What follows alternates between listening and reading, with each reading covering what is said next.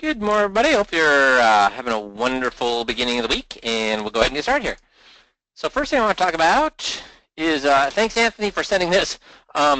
Apparently, all those ads you're seeing that you shouldn't be buying annuities, maybe our friend Mr. Fisher better add that you shouldn't buy annuities or him as a money manager, since his mutual fund, Prisma, has closed due to poor performance and nobody wanted to invest in it. So I thought Anthony had sent this to me tongue-in-cheek as just another indicator that Fisher's full of crap.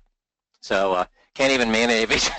Can't even manage. It's easy to manage. Guys, let me ask you a question, and we've seen this with money managers. It's hilarious. Money managers tell you they have a certain rate of return, right? And then your clients have that same rate of return that the money managers advertise.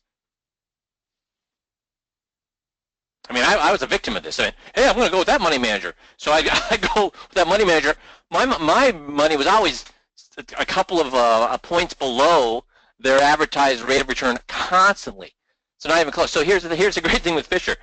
Now, mutual funds, though, everybody that's in the mutual fund, do they get the same rate of return? If they're in from January to December 31st, if you're in a mutual fund, does everybody get the same rate of return?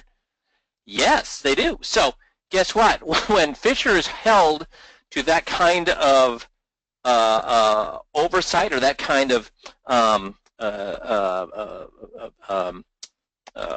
ranking, guess what? He fails.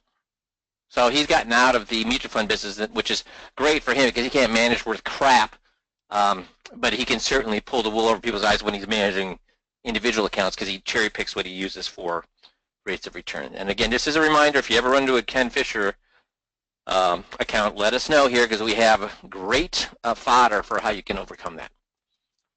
And I just want to bring this up. One of our guys, Mike, has brought something to my attention that shows why he's in the top 5% of all financial advisors out there. This is his board on all of his ongoing business. So you see how he has all of his clients here, and then he's going he takes them through from where they are to the paperwork in, is the paperwork at the company, and then what's waiting to happen. So boom, boom, and then he has arrows, boom, boom, when something's completed, he puts the arrow on it that goes to the next thing. Then it goes to the next thing, then it goes to the next thing. So he knows exactly where he's at. And Missy, can you just talk to this to a second, that how frustrating it is when we hear guys that, you know what, not even Missy, Jerry, when guys don't even know where they are at the process with a case?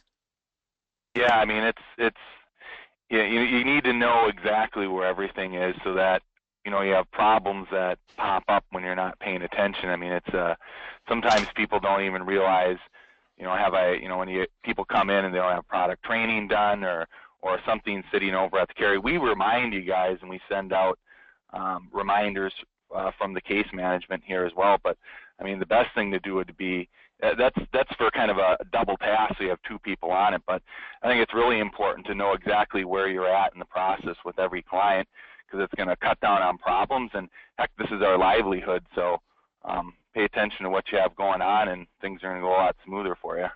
Yep, and then you know exactly what you need to be tracking, and did this happen, etc. So I just thought this is a fantastic, Mike does a fantastic job of following up on this, and he doesn't lose cases because of this. Then I want to talk a little bit about the Kiplinger, the September 2016. They're talking about 10-year Treasury rates, and what do they think, what does Kiplinger think 10-year Treasury rates are going to be at in the next 3 to 5 years? Anybody want to guess? Give me some numbers, guys. What do you think?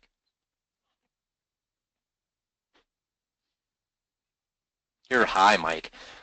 Michael says lower. Does anybody really in this call think that interest rates are going to be lower than they are right now?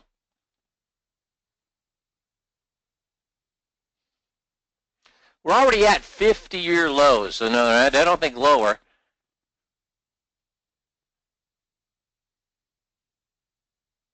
Here's what they think.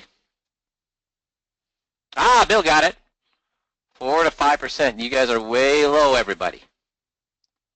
Now, why would you think 4 to 5%? Well, here's why they say 4 to 5%. They said eventually there'll be no one left to buy bonds. All the people that want bonds, all the money that's in is in the bonds. Because who's buying bonds now with interest rates where they're at? Everybody rushing to buy bonds right now? Sub 5% unemployment will put pressure on wages. eventually, now that we've got unemployment where everybody that has a job wants a job now, and you've seen this already, guys. Have you seen McDonald's and the inflation is coming back, right, Mark? Because you're starting to, Mark says not even the Chinese will buy our bonds now. So you're starting to see wage pressure, and that's going to affect inflation. Prices for labor services and now goods are already starting to climb. Policy officials everywhere are pushing for economic growth. That means where? That means both the U.S. and internationally. And there's currently a gaping disconnect between bond yields and other financial indicators. Bond yields are grossly lagging other financial indicators, meaning that bond yields are not where they should be as they have historically been to other financial indicators. So you're going to have a rubber band effect. It's getting stretched and stretched and stretched. So when it finally turns, and this is what Kiplinger's saying, when it finally turns, do you think, are they saying it's going to go up at 0.25%, 0.25%, 0.25%, 0.25%? What are they saying it's going to do? Pop, pop, pop, big moves. And bond yields are lower than any time are lower now than at any time during the Great Depression. So what follows there is the economy really in worse shape now than it was in the Great Depression? Guys, can I get some answers to that? Really? I mean, for all the things that all the different candidates want to say about the whole economy is horrible, how many people are driving friggin' new cars? How full are restaurants? How many people, I mean, airline, are more people flying or less people flying on airlines? I mean, we heard that the airlines are packed. That's why the TSA had so many problems. So really, is the economy really as bad as everybody wants to say it is?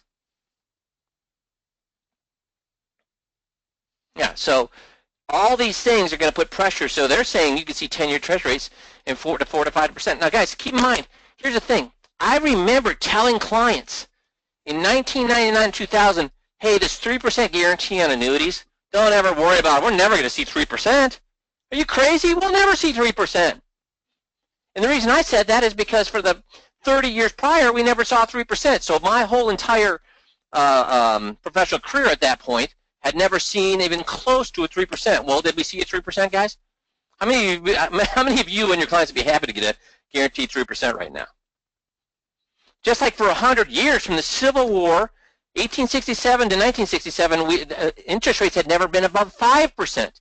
From 1867 to 1967, interest rates had never been above 5%, and then how quickly did it go from never being above 5% to almost 20%? A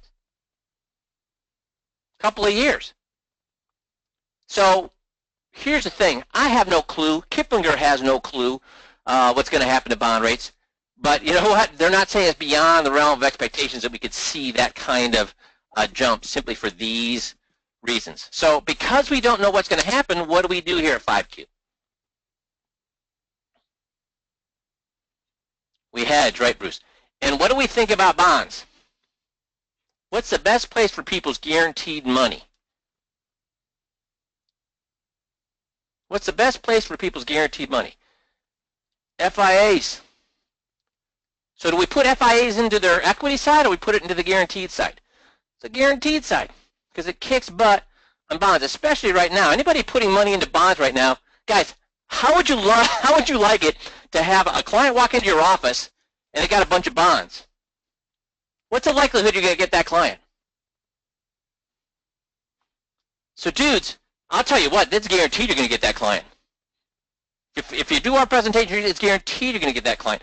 So dudes, you don't want your clients walking in to somebody else's office and them doing the same thing to you. Make sense? And again, we just talked about what part of the portfolio do you use FIAs. Now, also, I've had some pushback with people saying, well, geez, interest rates aren't very high right now, so these FIAs, they're not performing well, so, so I can't really feel comfortable doing with my clients for FIAs right now. Guys, we just said, what do we use FIAs for? The growth side or the guaranteed side? The guaranteed side. Even so, FIAs, the point-to-point with 0.42%, is it 0.42? Missy, what do we run this at? That one is actually the 42% participation. 42, yes. Yeah, 42% of what the market did. Look at from 2000, the last 10 years, what happened, guys? So I want to make sure you're reading this graph correctly. The last 10 years, what performed better, the market or FI, the 0.42% point to point? Well, I can't sell an FIA. It's only 0.42%. Which one performed? Come on, I want to see some answers here. Which one performed better, the FIA or the market? Yeah, the FIA did. So for the last 10 years, even what's in the last 10 years been good or bad for the market, dudes? If you ask people, they would have thought it was good. Then if you look at from 2000 to 2016, what did the FIA do? It blew the market away. But here's the problem. A lot of guys will talk to Jerry and say, well, yeah, but and I've heard through the grapevine too, where people say, well, I'm not really comfortable with FIAs now because it's dropped from 0.5% to 0.42%. It's dropped from 0.5% to 0.35%. Guys, you've lost. Guys who say that they're not comfortable with the fact that FIAs have dropped from 0.5 to 0.42 certainly doesn't matter for the last 16 years or since 2000. It doesn't matter for the last 10 years. But it doesn't matter at all anyways, because what am I comparing it here to? Equities. Is that what I'm showing you that performs as well as equities? But is that what we're doing? Are we replacing people's equity portfolio with FIAs? Because if we looked at how bonds have performed, how much would FIAs have killed bonds? Would have killed them. And especially going forward with bonds having only one direction to go, which is down, it would have really killed them. Make sense? So no more worrying about what the rates are doing with FIAs. And besides that, right now, rates are as low as they've been in 50 years. So what direction are FIA participation rates going to go? As interest rates go up, what happens to FIA? Yeah, up and up and up, Mark. Because what they do is they use the interest to buy options. They have more interest from their bond portfolio, the more options they can buy. Make sense? And can you talk to a little bit about that, Jerry? Yeah, absolutely, Mike. So, hold on just a second here. My computer just shut off on me.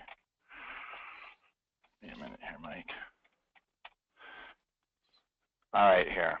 So making on the presentation here, essentially, when it's coming into interest rates with what we're doing here, a lot of guys will have where they'll freak out a little bit and they'll be worried about the rate. So if we're using the presentation, when we're going through and doing the presentation, we get to the Warren Buffett section of it, and I've worked with almost every single person on this presentation, and so I've had people from time to time where they if the client's worried about 42% participation, you're doing this, it means that you have the wrong focus. And I have a lot of people that they worry that, hey, do I have to absolutely sell that product too? It doesn't really matter which product we're going with. The main point when we're going through the Warren Buffett section of the presentation, and if you do it properly, and there's plenty of guys that do it and do a great job, the reason why they're moving forward with the FIA is because we don't lose money. So Warren Buffett has a couple of rules. And I have everybody, people that do this properly, clients get it, and it's easy moving forward, because the reason why they're moving forward, they realize, hey, we make more money, not because we're getting 42% participation, but you'll actually have the client tell you, we make more money because we follow Warren Buffett's rules, which the first rule is, don't lose money. Second rule is, don't forget rule number 1. So Warren Buffett doesn't have a rule in it that says make 42% participation or have a 5% cap. It's not about the rate of return. Even though we show it on here, for the safe portion of the money, this isn't equity. This is hanging right there, and in a lot of cases beating what the equity market is doing. This is just the safe portion of the money. So you do the 21-point checklist. You're going to have clients go through, and they're going to be telling you, hey, we want, we're more comfortable. We're 90% equity right now and 10% safe. Or in a lot of cases, it's even a lot further than that. But we're more comfortable. We want a 50-50 guarantee. So like we're seeing right here on the chart here, if this is comparing to equity, and we got 4.18 compared to 1.85, that's not even what we're trying to compete with here. We want to compete on the guaranteed side, and on the guaranteed side, there's nothing in the business that's better than an FIA. So if you're having problems with this, get a hold of me, and then let's get you tightened up on the selling presentation. Because like I said, I even have some people where they lose focus on that selling presentation, and you don't want to do that either. That selling presentation is all about handling any objections that there is, handling them up front, because we don't want to come back later. Once that becomes an objection, it's a little harder to get around. But if you do it properly on that presentation, and if you haven't mastered that yet, go ahead and get a hold of me, because you're actually walking through it little by little, Socratically, and having that client realize that, hey, wow, I make more money by not losing money, not by getting a 4% return or a 42% par or an uncapped strategy, or I'm gonna do better because I have a 6% cap instead of a 5, or a 5% cap instead of a 4. You walk them through that presentation, you'll have them tell you, well, we, you know, and a lot of you have done it before. You've gone through on the Warren Buffett section, and they'll realize, hey, option A, we had a 25% rate of return versus a 10% in option B. And then when you apply real money, they'll find out that they actually made more with the option B because they didn't lose, even though the rate of return is better on an option A. So they're learning right there, and they're telling you, wow, rate of return isn't as important. What's more important? Well, not losing money. So life's going to be, you know, life's a lot easier if you can do that, because then you have your clients tell it to you. You know, if you sell it to them and try and convince them on it, you know, that's one thing. You got a 50-50 shot there. But if you can just walk through, learn those questions, and have them say it out loud, they're going to program themselves, and they're going to have a realization right then and there. Can I jump in there, Jerry? Say, yeah, go ahead. So anybody that says the client wants a higher rate of return, what do we know about them and whether they did the presentation or not? Well, I didn't do an FIA because they wanted a higher rate of return. What do we know about the advisor and whether they did the presentation or not? If they say the reason I didn't do an FIA was because the client wanted a higher rate of return. What do we know about what do we know about the advisor and whether they did the presentation? Let me ask the guys on the call. What do we know about the guys and whether they did the presentation or not? If that's right, they didn't do it correctly. Okay, what if they say, Mike, you know, they didn't want to do this because they didn't want to lock up their money. What do we know about the advisor and whether he did the presentation or not? He didn't do it. What if the advisor says, hey, you know what? They want to do the FIA, but now's not the right time. What do we know about the advisor, whether the advisor did the presentation or not? He didn't do it. What if the advisor says, you know what? They didn't want to do annuities because annuities have high fees. What do we know about the advisor and whether they did the presentation or not? Guys, the presentation revolves around having the client tell you how many times that all the things that newspapers, all the things that magazines, all the things that dumbasses like Ken Fisher say about annuities are 100% what?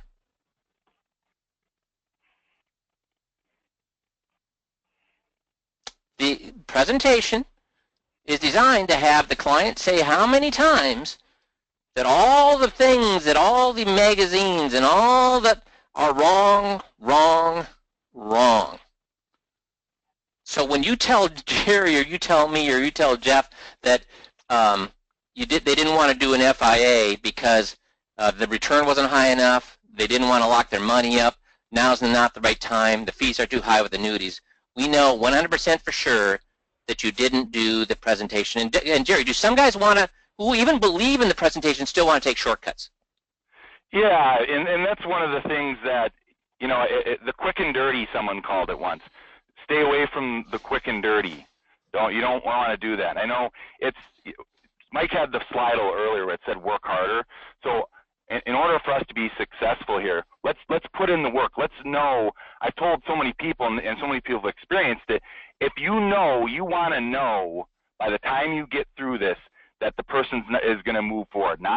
You don't want to have a hope that they're going to. If you do this right and you have them tell you over and over and over again, you know they're going to move forward. So when it comes to, if I ever hear the word quick and dirty, I know that this didn't end up very well. So I had one of the guys here. People, they like to take shortcuts. They figure, hey, if I can do it, you know, easier, or I can do it quicker here, and I've done that before in the past, you know, I can get a sale, and that's kind of the casino mentality. We don't Hey, want can I to do jump in that. there We a want second? to know. I'm going to jump in there a second, Jerry. And the reason they do that is they think, oh, these are people who are totally on board. They're going to do whatever I want them to do. I'm getting all the radar from them that they are on board and aren't going to question anything that I recommend. Yeah, Guys. absolutely. Yeah. Go ahead. Don't ever assume that. So you can assume that, and then when it's too late, you're going to be screwed, or you can just do it the right way and not make the mistake. And here's a little example of that. I had someone who had just had met with a client, went through and done everything, and then they got to the end, and they just gave a short little. They didn't go through the presentation, I'll tell you that, because they had all the signs from them. They thought it made sense, so they went through it with them, gave them the quick and dirty version of it, and they were setting up a meeting to have the client come in and do paperwork. And they felt everything's all good. I'm just going to go through it quickly. Hey, it worked out perfectly fine. I did it quickly, and set an appointment to have them come back and do paperwork. And guess what happened that morning before the meeting? Anybody have a guess? I've heard this stuff happen plenty of times. Guess what? The client called up and said, call in, Jason says. Call in, cancel. Everybody's saying canceled. Yep, canceled. They called up and canceled. So most people, and I'll tell you what, if that happens, that's usually dead. Thankfully, for this person, they wanted to call in, and a lot of times the person won't even call you back, or they won't even pick up the phone if you call. But they did, and he said, hey, what's going on? I thought we were happy. We're moving forward. Everything was fine. He said, yeah, you know what? We didn't really like the surrender penalty on that. So I don't think we want to do that. It's not liquid enough. So that's what they had said. So his quick and dirty got him that far, all the way up to a meeting, and then all of a sudden the client was going to cancel. Well, to his credit, this is someone who knows the presentation. So this is someone who believes in it and does it all the time. But he decided to take the shortcut there. Don't take shortcuts, because now he has a long cut. This is going to be way harder now. So to his credit, he actually went through the liquidity with them on the phone right then and there. I can't believe the client actually went through it with them. Went through it with them and said, all right, we'll come in. They came in, and then he had to go through the whole presentation again. So if he would have just done the whole presentation from the beginning, he wouldn't have even had all these troubles. He would have saved himself, plenty of time, and would have known he was getting the sale. So he had to go back, go through the whole presentation again with them. And then he had kind of the opposite problem. Rather than them not wanting to move forward with the annuity, she actually said, well, in this case, why don't I just put all my money in it? She said, why shouldn't I put all the money in it? So then he's calling me up saying, all right, how do I talk him out of this, because I can't put all the money in it. So the moral of that story is, a lot of times he had the skills enough, and he did know how to do this stuff, and he should have done it in the first place. But when you don't, that's when you run into liquidity problems. And it's really hard. Once you go through and they say that out loud, that's why we handle up front. That's why we go through and have the client tell us that this is more liquid than their money manager. If there's anything that's more liquid than a money manager, I mean, there's nothing more liquid than a money manager. And you'll have the client go through and say, this is more liquid than a money manager. And because he walked through that, that's why the client said, I can't lose money and I can get it. This is more liquid than anything else. Why don't I have all my money with it? So the shortcuts, I know it seems like it, and it's tempting, but the shortcut is a long cut, and you're going to do a lot better in the long haul if you just put in the hard work in the beginning and do it right. And the more you do it that way, if you just have those good habits built up inside of you, then you'll just do it every time. It's not work.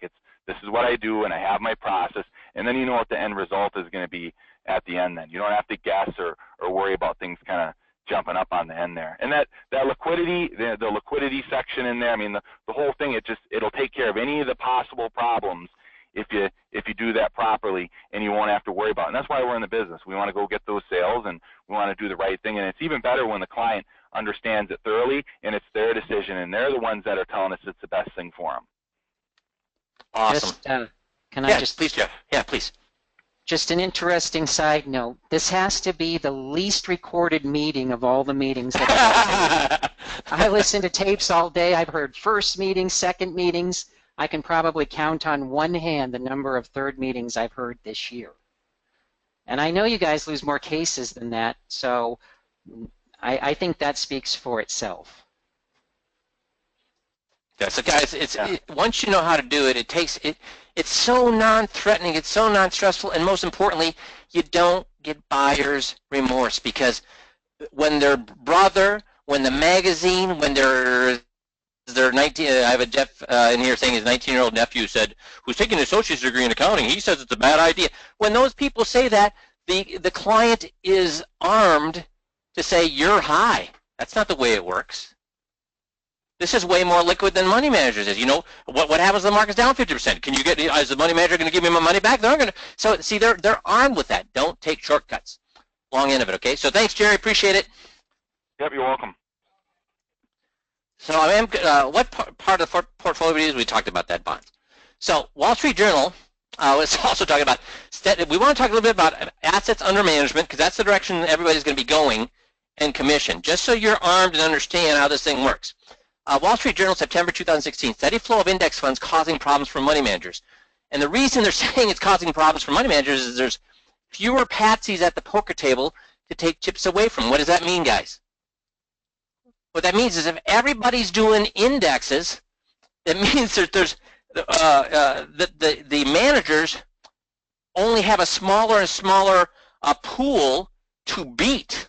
They only, unless they can beat the market, which we've, guys, can managers beat the market? And we're getting, you can see right there, 3.7% of managers stayed in the top 50% over the last 5 years. 3.7. So many of them were in the top 50%, but only 3.7 stayed there for the entire 5 years. So there's fewer. The pool gets smaller and smaller as more and more people put money into index funds.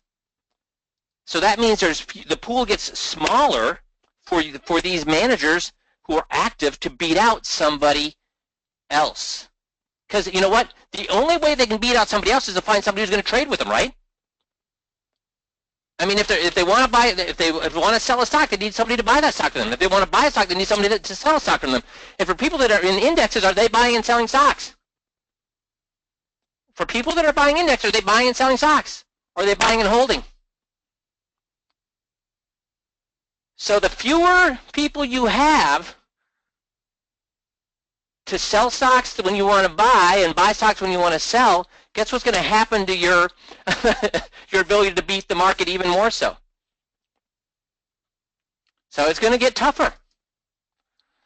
So let me ask you a question then. Is commission bad or good? Well, if you type in, and this is what people are going to do, right? People love to Google, what's the average money manager fees? Now I want you to look at this. First one is an investor guide to fees and expenses. Then it says, is 1% management fee typical for wealth management? What do you think it's going to say? It's time to end financial advice 1% fees. You're overpaying for money management. Average advisor fees charged by brokerage. How much does your money manager cost you? Keep more with your low financial guys. This is not even a negative thing. Just say, hey, I wonder what the average money manager fee is. And what pops up? Any fee is what? Any fee is what? Bad. So this is what we're going to face going forward with the DOL. So AUM versus commission riddle. Let me ask you a question. An investor has $500,000 portfolio. An investor has a $500,000 portfolio. He's got a choice between advisor A and advisor B.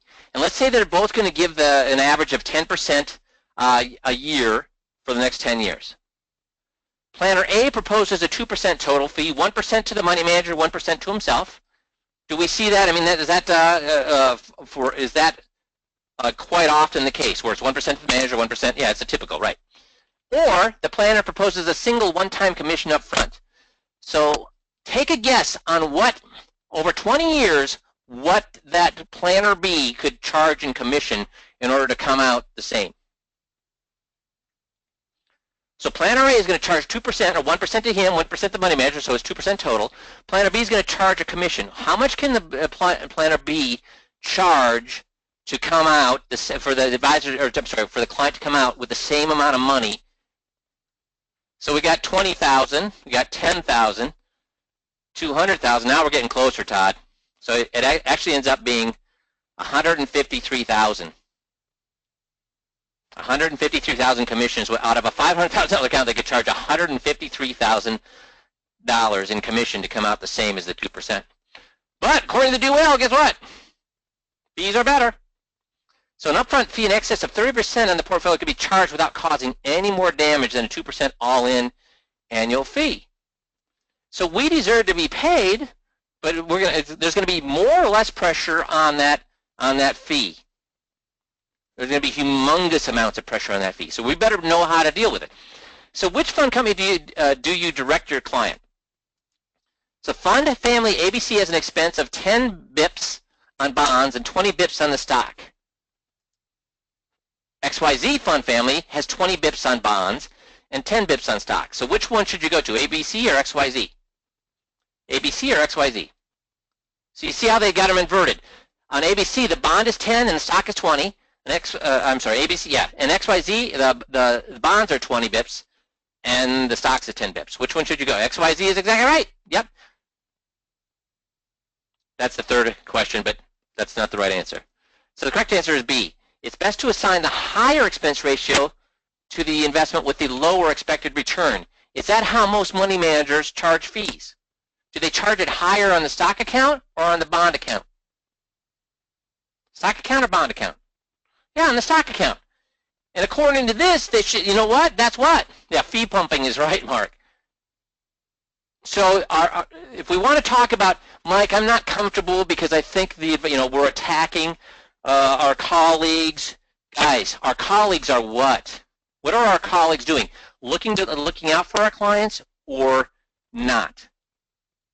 I agree with you, Mark. Mark says blank are my colleagues. Because you know what? They're not colleagues. If they're not doing the right thing for the client, then guess what? They aren't your colleagues because you're a financial advisor. They're a financial salesperson. See, and this is the flip of what managers say. You usually hear that because those stock funds have higher potential returns, the client can handle higher expenses compared to vanilla bond fund. No. How about the front-end loads? It's the same thing. Same. The higher rate of return, the more costly a single basis point of additional expense is going to be. But I'm charging you a fee to beat the market. What's that, guys? I'm charging you a fee to beat the market. What's that statement? Yeah, a lie, Jason. Exactly right. Unfortunately, there's little empirical evidence that money managers can beat the broad. And over the last 5 years, I've shown you not one source, guys. How many sources will tell you this? How many sources will tell you that there's basically very little empirical evidence that money manager can beat the market over and over and over? How much? How many? Is there just one resource, or are there hundreds of reports, studies, research? There's huge amounts of research showing that money managers cannot beat the market. But it's difficult to get a man to understand something when his salary depends on upon his not understanding it. See, when you talk to somebody who makes a living selling money management, guess what? What's going to be hard for them to understand? That you can't beat the market, dude. That when you've got people like Warren Buffett telling his heirs to do what? What's Warren Buffett tell his heirs to do? Put all your money in the index. It's hard, though, for people who make their living doing that. They've always got an excuse on why it's going to be better going forward or why it didn't work out the last 5 years, blah, blah, blah. And basically, on a long enough timeline, the survival rate for everything drops to zero. So even if you beat the market this year, the longer you're in, and then what would we found? Remember, the top money manager, the top mutual fund from 2000 to 2010, what was he in 2011? The number one out of 15,000 mutual funds, the number one manager from 2000 to 2010, where was he in 2011? He was in the bottom 1%. So for a long enough timeline, for that guy, it was 11 years. So 24,711 funds on the Yahoo Finance Screener. All funds, you screen it for all funds, manager tenure of over 5 years, loads of less than 2%, management fee less than 2%, funds that beat the S&P 500 over 500 years, or over 500 years, over 5 years. 24,000 funds, what do you think that is? What do you think that number is? 24,000 funds, when we just filter for manager tenure of over 5 years,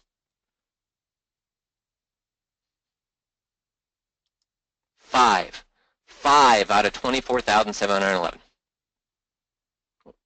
That's way even less than 1%, isn't it? Similar criteria using Wall Street Journal Mutual Fund Screener without options of choosing manager tenure, but including Lipper relative performance to peers. Load adjusted performance with an A to a AAA rating, 71 out of 24,000, still way below 1%. We've talked about this before. How many hedge funds that were around in 2000 are still around today? How many hedge funds that are around in 2000 are still around today? All the big ones got killed when? 2008. Then they come back, and then they get killed and they're gone. And then what do the hedge funds do? They start a new hedge fund. So what do hedge funds do when they collapse? They shut them down and start a new one to do the same thing all over again. And we've looked at it too. How have hedge funds been doing since 2008 compared to the market? Remember we talked about Warren Buffett. He has a bet for whether the top 5 hedge funds can beat the market or not. Who's winning and by how much? The market's winning by 67% over the last 5 years. And the last 5 years has been relatively what? Good or bad for the market? Good. So why? Using Yahoo Finance, the average expense ratio for growth and income funds is 1.29%. That means over a 10-year period, approximately $1,800 of the $10,000 will go to fees. An ETF with an expense ratio of 0.12, 154. Is that a little or a lot to make up for, guys, with money management? Huge. So when you look at expenses as a percent of a 7% rate of return, index stock mutual fund would be 3% of the 7%, and actively managed would be 20% of the 7%. Is that a little or a big amount to make up? I mean, you got to be a little bit smarter than the market or a lot smarter than the market. And then you need patsies, right? You can be smarter than the market, but if you're smarter than the market, but nobody wants to buy when you want to sell or wants to sell when you want to buy, does it matter whether you're smart? Well, let me see some answers to that. Because the pool of people who are willing to buy when you want to sell when you want to buy for money managers is going up or going down? It's going down because everybody's buying the market. It's going to be harder and harder to beat the market. So, and here's the other thing you have to wonder, and this is going to be, guys, we're going to sell money management. Let me ask you this question. The 5Q system, all the way up through the end of the 21-point checklist, are we selling FIAs? We selling, all the way up through the 21-point checklist, are we selling FIAs? No. So can this system be used to sell money management as easily as it can be used to sell FIAs? Yes. So I'm not saying money management's horrible, because we're going to be, you're in a situation that when DOL comes around, is the 5Q system going to help you with DOL or hurt you with DOL? It's going to help you. So I'm not slamming assets under management. I'm saying we need to be ready for these things, okay? So one of the things that we're going to start to hear is this. If your biggest clients were asked, hey, is it really harder, 10 times harder, for somebody to manage your money when you have $1 million than it is to manage a $100,000 account, how many of your $1 million accounts are going to think it's 10 times harder to manage their account than a $100,000 account? If they're asked that,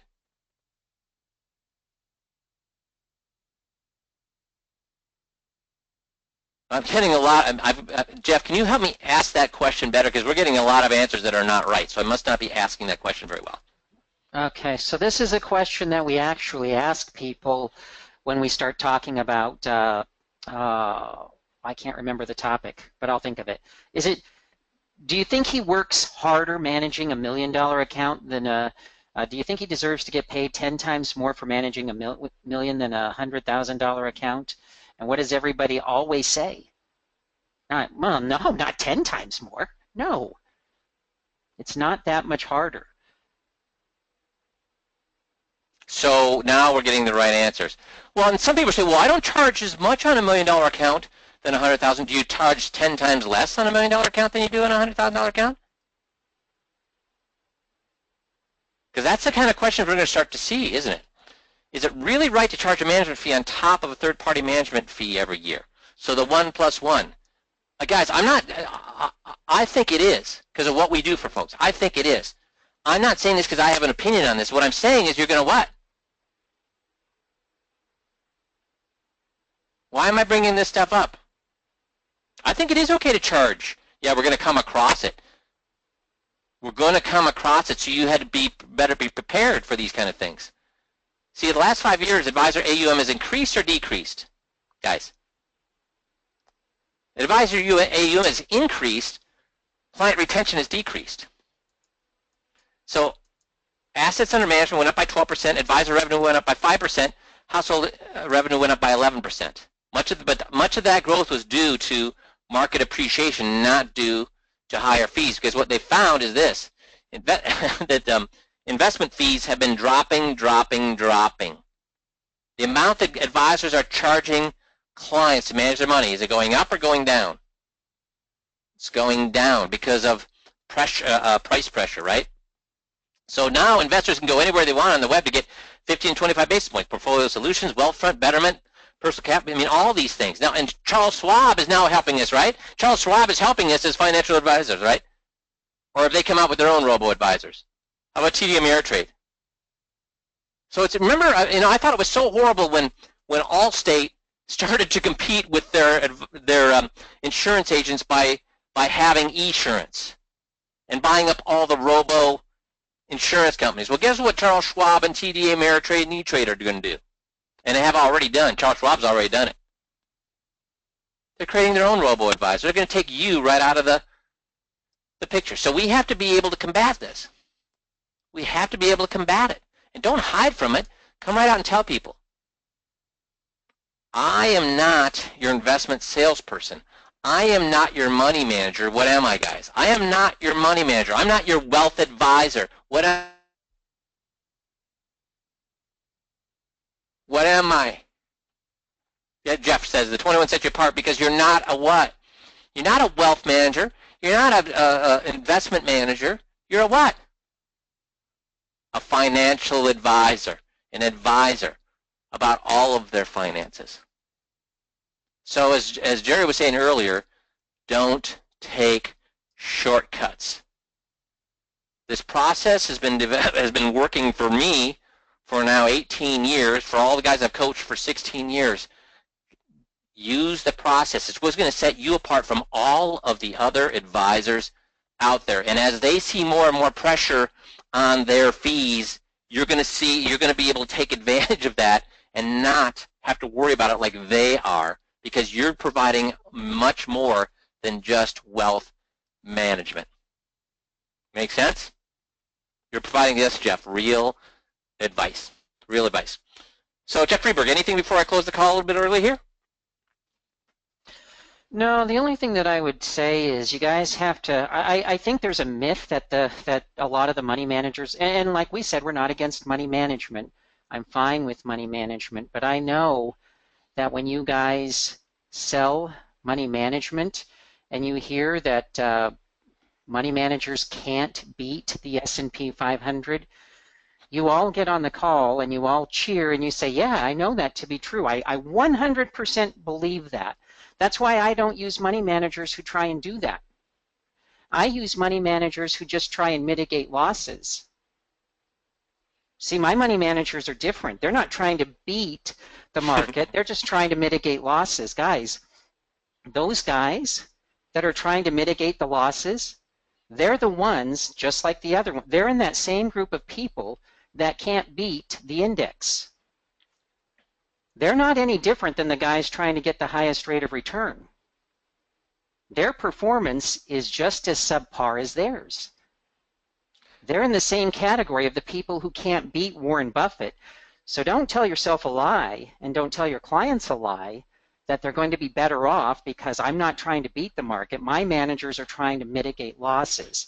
And if they're mitigating the losses, and if that's what they're trying to do, Jeff, like I understand what you're saying. You're saying if they say that they're going to not get as high returns as the market, but they're going to mitigate losses, that in a sense is saying what? I'm going to beat the market. I'm smarter than the market. I know more than everybody else out there because I know how to get out before things go bad. So I don't care if they're saying I'm going to mitigate losses. They're still saying that what? I'm smarter than everybody else out there, and I'm smarter than the market. I can beat the market. I'm going to get out before it goes down. Is that what you're saying? Yep, and in the long run, you'll do better.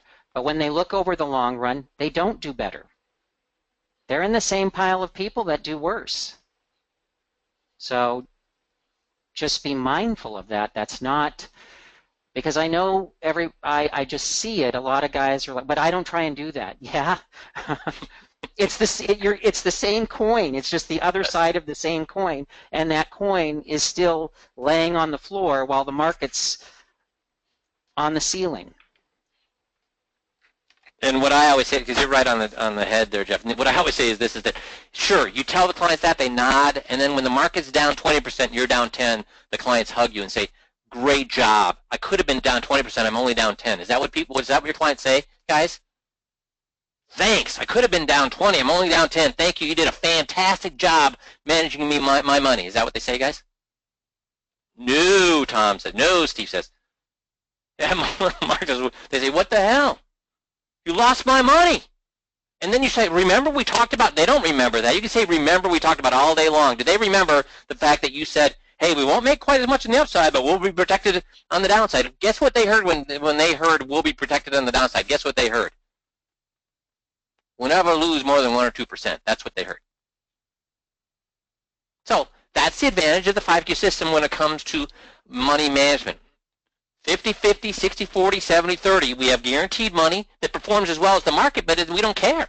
It's actually being used for our guaranteed side so that we can then grow our money without having to make those kind of claims. So what kind of claims do I make when it comes to money management, guys? When the market goes up, what's going to happen to their money? Up. When the market goes down, what's going to happen to their money? It goes down. And more times than not, it's going to do what? More times than not, it's going to do what? Go up. So when I make those claims, do I have to apologize ever to a client? No.